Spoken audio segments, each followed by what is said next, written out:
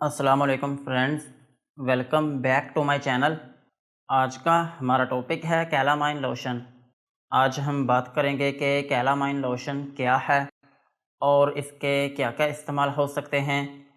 Pregnancy और dose की बात करेंगे और लास्ट में हम इसके साइड इफ़ेक्ट्स के बारे में बात करेंगे। कैलामाइन लोशन ये एक एस्ट्रिंजेंट मेडिसिन है और ये सिर्फ लोशन की फॉर्म में अवेलेबल है और इसमें जो फार्मूला यूज़ हुआ है उसका नाम है कैलामाइन प्लस जिंक ऑक्साइड। यानी कि इसमें दो फार्मूले यूज़ हुए हैं, एक का नाम है कैलामाइन और दूसरे का नाम है जिंक ऑक्साइड। जो कैलामाइन है ये इसमें होता है 15% और जिंक ऑक्साइड जो है ये इसमें होता है 5%। ये था कैलामाइन लोशन का इंट्रोडक्शन। अब हम इसके यूजेस के बारे में बात करते हैं कि वो कौन सी ऐसी कंडीशंस हैं जिनमें आप कैलामाइन लोशन का यूज़ कर सकते हैं। कैलामाइन लोशन को आप एक्जिमा में यूज़ कर सकते हैं।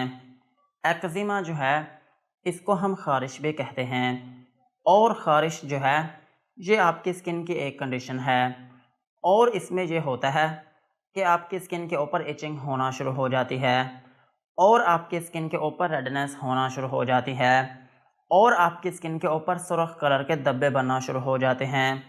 सो अगर आपको एक्जिमा है तो फिर इस कंडीशन में आप कैलामाइन लोशन का यूज़ कर सकते हैं।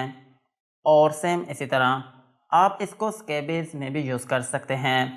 स्केबीज़ जो है ये भी ख़ारिश ही होती है, लेकिन फ़र्क ये है कि ये कॉन्टेजियस है, यानी कि अगर ये किसी एक शख्स को हो तो दूसरे में भी हो जाती है और इसकी जो अलामात हैं वो सेम ही हैं। इसमें भी यही होता है कि आपकी स्किन के ऊपर खुजली रहना शुरू हो जाती है और आपकी स्किन के ऊपर इरिटेशन होने लगती है और आपकी स्किन जो है वो रेड हो जाती है और अगर ये कंडीशन ज़्यादा देर तक रहे तो फिर आपकी स्किन के ऊपर दाने बनना शुरू हो जाते हैं। सो इस कंडीशन में भी आप कैलामाइन लोशन का यूज़ कर सकते हैं और कैलामाइन लोशन को आप सनबर्न में भी यूज़ कर सकते हैं। अगर आप धूप में रहते हैं और धूप की वजह से आपकी स्किन जल गई हो या फिर आपकी स्किन के अंदर के जो टिश्यूज़ हैं वो डैमेज होना शुरू हो गए हों या फिर आपकी स्किन के ऊपर रेडनेस होना शुरू हो गई हो या फिर आपकी स्किन जो है वो गर्म रहना शुरू हो गई हो और उसमें दर्द रहना शुरू हो गई हो, तो फिर इस कंडीशन में भी आप कैलामाइन लोशन का यूज़ कर सकते हैं। और कैलामाइन लोशन का एक अहम यूज़ ये भी है कि आप इसको डैंड्रफ में भी यूज़ कर सकते हैं।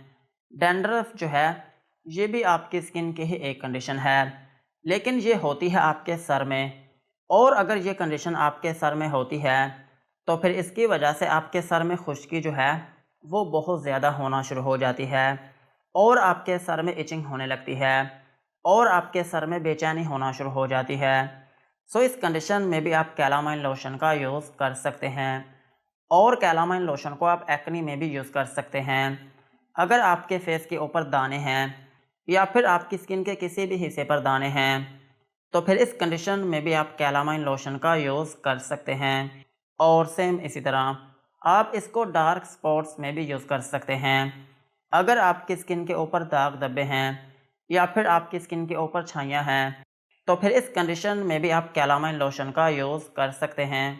और कैलामाइन लोशन का एक अहम यूज़ ये भी है कि आप इसको डायपर रैशेज़ में भी यूज़ कर सकते हैं। अगर डायपर पहनने की वजह से आपकी स्किन के ऊपर रैशेज़ बनना शुरू हो गए हों तो फिर इस कंडीशन में भी आप कैलामाइन लोशन का यूज़ कर सकते हैं। और सेम इसी तरह आप इसको अंडर आर्म रैशेज़ में भी यूज़ कर सकते हैं। अगर आपके बगलों में रैशेज़ बनना शुरू हो गए हों या फिर आपकी बॉडी में जो प्राइवेट पार्ट्स हैं उनमें रैशेज़ बनना शुरू हो गए हों तो फिर इस कंडीशन में भी आप कैलामाइन लोशन का यूज़ कर सकते हैं। और कैलामाइन लोशन का एक अहम यूज़ ये भी है कि आप इसको सोराइसिस में भी यूज़ कर सकते हैं। सोराइसिस जो है इसको हम चंबल भी कहते हैं और चंबल जो है ये भी आपकी स्किन की ही एक कंडीशन है और इसमें यह होता है कि आपकी स्किन जो है वो बहुत खुश्क होना शुरू हो जाती है और आपकी स्किन के ऊपर शदीद किस्म की इचिंग होना शुरू हो जाती है और आपकी स्किन के ऊपर रेडनेस हो जाती है। और ये जो कंडीशन है ये आपकी बॉडी के किसी भी हिस्से में हो सकती है, आपके बालों में हो सकती है या फिर आपकी स्किन के ऊपर किसी जगह पर हो सकती है। सो इस कंडीशन में भी आप कैलामाइन लोशन का यूज़ कर सकते हैं। और कैलामाइन लोशन को आप प्रेगनेंसी इचिंग में भी यूज़ कर सकते हैं। अगर प्रेगनेंसी में आपके पेट के ऊपर इचिंग रहती है या फिर आपको उसमें बेचैनी रहती है, तो फिर इस कंडीशन में भी आप कैलामाइन लोशन का यूज़ कर सकते हैं। और कैलामाइन लोशन को आप ऑयली स्किन में भी यूज़ कर सकते हैं। अगर आपकी स्किन जो है वो बहुत ऑयली रहती है, ख़ास तौर पर अगर आपका चेहरा बहुत ऑयली रहता है, तो फिर इस कंडीशन में भी आप कैलामाइन लोशन का यूज़ कर सकते हैं। और कैलामाइन लोशन जो है इसको आप नेल प्रॉब्लम्स में भी यूज़ कर सकते हैं। अगर आपके नाखून में एलर्जी हो गई हो या फिर आपके नाखून में खुश्की हो गई हो या फिर उनमें रेडनेस हो गई हो, तो फिर इस कंडीशन में भी आप कैलामाइन लोशन का यूज़ कर सकते हैं। और कैलामाइन लोशन का एक अहम यूज़ ये भी है कि आप इसको ब्लिस्टर्स में भी यूज़ कर सकते हैं। ब्लिस्टर्स जो हैं ये एक ऐसी कंडीशन है जिसमें आपकी स्किन के ऊपर छाले बनना शुरू हो जाते हैं। और ये जो छाले होते हैं ये मुख्तलिफ़ वजह से हो सकते हैं। मिसाल के तौर पर अगर किसी शख्स को चिकन पॉक्स हो तो फिर इसकी वजह से आपकी स्किन के ऊपर छाले बनना शुरू हो सकते हैं।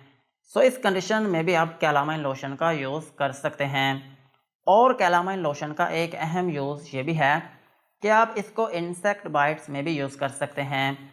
अगर आपकी स्किन के ऊपर किसी कीड़े ने काट लिया हो या फिर किसी मच्छर ने काट लिया हो या फिर किसी चींटी ने काट लिया हो, तो फिर इसकी वजह से क्या होता है कि आपकी स्किन के ऊपर रेडनेस होने लगती है और आपकी स्किन के ऊपर इरिटेशन या फिर उसमें इचिंग होने लगती है और आपकी स्किन के ऊपर छोटा सा जख्म बन जाता है। सो इस कंडीशन में भी आप कैलामाइन लोशन का यूज़ कर सकते हैं। और कैलामाइन लोशन जो है ये वुंड्स हीलिंग में भी काम करता है। अगर आपकी स्किन के ऊपर कोई छोटा मोटा जख्म हो तो फिर इस कंडीशन में भी आप कैलामाइन लोशन का यूज़ कर सकते हैं। ओवरऑल अगर हम बात करें तो कैलामाइन लोशन जो है ये आपकी स्किन की एक मेडिसिन है। अगर आपकी स्किन के ऊपर किसी भी वजह से एलर्जी हो गई हो या फिर आपकी स्किन के ऊपर ख़ारिश हो या फिर आपकी स्किन के ऊपर चंबल हो या फिर आपकी स्किन के ऊपर खुश्की हो गई हो या फिर डायपर पहनने की वजह से आपकी स्किन के ऊपर रैशेस बनना शुरू हो गए हों या फिर आपकी जो बगलें हैं उनमें रेडनेस हो गई हो या फिर आपको उनमें ख़ारिश होती हो या फिर आपके नाखून ख़राब हो गए हों या फिर आपकी स्किन जो है वो बहुत ऑयली रहती है या फिर आपकी स्किन के ऊपर दाने हैं या फिर आपकी स्किन के ऊपर दाग धब्बे हैं, तो फिर इन तमाम कंडीशंस में आप कैलामाइन लोशन का यूज़ कर सकते हैं। लेकिन इसमें एक अहम बात यह है कि कैलामाइन लोशन जो है ये इन तमाम कंडीशंस का मुकम्मल इलाज नहीं है। ये एक सपोर्टिव मेडिसिन है। इसको यूज़ करने से आपको जितने भी ये मसाइल हैं वो कम हो जाते हैं या फिर कोई थोड़ा बहुत मसला है तो वो मुकम्मल तौर पर ठीक हो जाता है। लेकिन अगर आपकी स्किन के ऊपर सीरियस किस्म की इन्फेक्शन है या फिर सीरियस किस्म की ख़ारिश है या फिर आपकी स्किन के ऊपर ढीठ किस्म के दाने हैं, तो फिर इस केस में कैलामाइन लोशन काम नहीं करेगा। सो यही थे इसके यूजेस। अब हम इसकी डोज के बारे में बात करते हैं। अगर आपकी एज 18 साल से ज़्यादा है तो फिर आप इसकी छोटी सी लेयर जिस जगह पर आपकी स्किन के ऊपर एलर्जी हो या फिर ऊपर जितने भी मसाइल हमने डिस्कस किए हैं उनमें से कोई भी एक मसला हो, तो फिर इस केस में आप अपनी स्किन के ऊपर इसकी छोटी सी लेयर अप्लाई कर सकते हैं और इसको आप दिन में 2 से 3 मरतबा तक यूज़ कर सकते हैं। और अगर हम बात करें बच्चों की, तो बच्चों में भी इसको यूज़ किया जा सकता है और बच्चों में इसको यूज़ करने का जो तरीका है वो सेम बड़ों की तरह ही है। और अगर हम बात करें प्रेगनेंसी की, तो प्रेगनेंसी में इस लोशन को यूज़ किया जा सकता है और ब्रेस्ट फीडिंग मदर्स जो हैं वो भी इस लोशन को यूज़ कर सकती हैं। यही थे इसकी डोज। अब हम इसके साइड इफ़ेक्ट्स के बारे में बात करते हैं कि अगर आप कैलामाइन लोशन का यूज़ करते हैं तो आपको क्या क्या नुकसानात हो सकते हैं। कैलामाइन लोशन को यूज़ करने से आपको हाइपर सेंसिटिविटी रिएक्शन हो सकता है, यानी कि आपकी स्किन के ऊपर रैशेस या फिर उसमें एलर्जी हो सकती है और आपको रेडनेस हो सकती है, यानी कि जिस जगह पर आप इसको लगाएंगे वो जगह आपकी सुर्ख हो सकती है और आपकी स्किन जो है वो वार्म हो सकती है और इसके अलावा आपको इरिटेशन हो सकती है, यानी कि जिस जगह पर आप इस लोशन को लगाएंगे उस जगह पर आपको बेचैनी होना शुरू हो सकती है और आपको स्वेलिंग हो सकती है। सो यही थे कैलामाइन लोशन के uses, doses and side effects.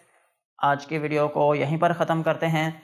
Video अच्छी लगी हो तो चैनल को सब्सक्राइब करें एंड बेल आइकन को प्रेस करें।